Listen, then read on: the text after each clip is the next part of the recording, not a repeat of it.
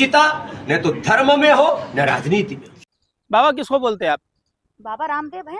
ये 2.25 आंख वाला कानिया लाला हरामदेव व्यापारी है और ये कहते हैं पूर्वजों ऋषि मुनियों को याद कीजिए।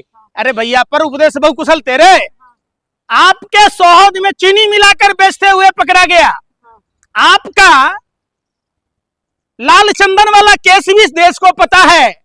आपको तो जिनसे खुजली ना हो रही थी तो रोहिणी में 3000 प्रोडक्ट क्यों लॉन्च किए? ये तो शुक्र है। स्वदेशी है? स्वदेशी जी।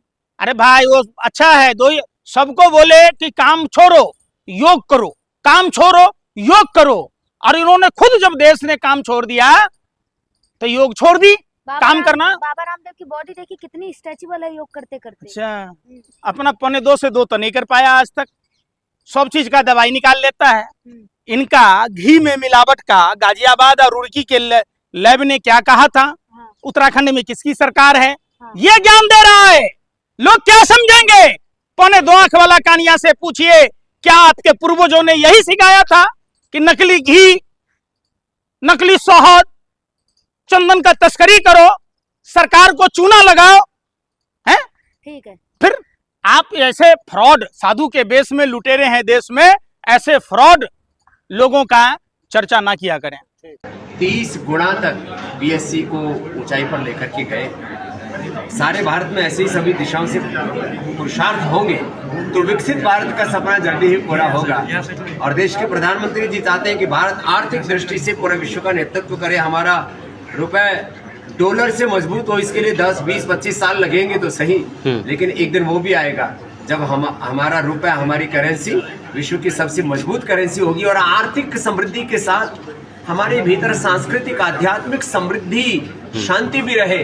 इसके लिए योग के साथ उद्योग जरूरी है। सर, साथ ही मेंटल हेल्थ की जरा बड़ी चर्चा होती है, उसके बारे में क्या कहेंगे? किस तरह प्राणायाम और ध्यान से हमारी मेंटल हेल्थ बहुत अच्छी रहती है, और जो हमारा लॉजिकल और इमोशनल ब्रेन का जो बैलेंस बिगड़ा हुआ है, ओवर थिंकिंग, स्ट्रेस, एंजाइटी, चारों तरफ पोल्यूशन, रेडिएशन और डिजिटल एडिक्शन जैसी जो बहुत सारी चीजें हैं, फिर कुछ लोग बीड़ी सिगरेट शराब आदि के भी आदी हो जाते हैं। एक योग की आदत से, एक योग की लत से, योग के एडिक्शन से सारे बुरे एडिक्शन खत्म हो जाते हैं और सारे नेगेटिव थॉट्स एकदम हट जाते हैं और हम पॉजिटिविटी से भर जाते हैं। सर, एक पॉजिटिव थॉट आपने यहाँ पे कहा था कि हम सारे लोगों के पूर्वज एक ही है, हम सब एक ही है, भले ही धर्म या फिर कई सारी मजहब अलग हो सकते हैं, पूर्वज अलग नहीं हो सकते, और ये एकता की बात है, समानता की बात है, और ये होनी चाहिए इस देश में। और इस विचार को जब जीते हैं हम तो आपस में नफरत दूर हो जाती है। हम एक दूसरे को अपना भाई मानने लगते हैं, एक दूसरे को अपना दुश्मन नहीं मानते।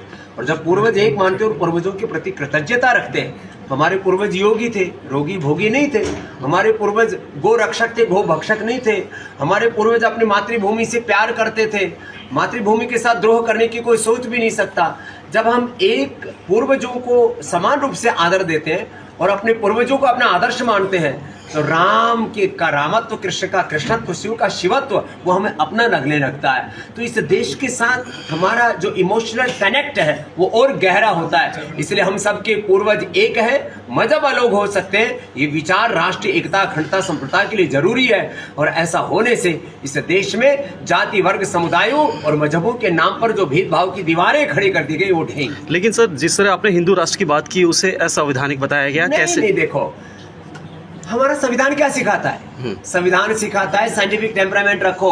तो ये साइंटिफिक टेम्परामेंट है कि हम सबके पूर्वज एक हैं। देश का संविधान हमें सिखाता है राष्ट्र की एकता, अखंडता, संप्रभुता और राष्ट्र की समृद्धि को, राष्ट्र के हित को हम सर्वोपरि रखें। तो जब हम एक दूसरे के साथ एक होकर के जिएंगे, और हिंदुत्व ये कोई मजहबी भाव नहीं है। जो हिंदुस्तान में पैदा वो हिंदुस्तानी है। अब मैं दूसरे शब्दों में कहूँ, हम सब भारतीय हैं, इसमें कोई दिक्कत है क्या? हम सब भारतीय, हम सबके पूर्वज भारतीय, हम सबके पूर्वज आर्य, हिंदू, वैदिक है, एक ही बात है।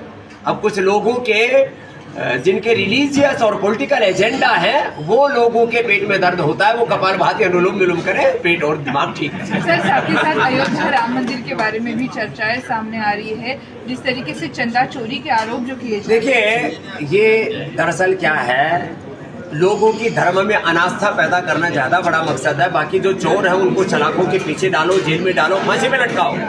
न राम मंदिर में चोरी होनी चाहिए, न देश की संस्थाओं में चोरी होनी चाहिए, न राजनीतिक चोरी होनी चाहिए, न धार्मिक चोरी होनी चाहिए। चोरी चकारी तो हमारा स्वभाव ही नहीं है। तो देश तो सत्य का और सदाचार का है। सत्य में जयते यतो धर्मस्ततो जयः।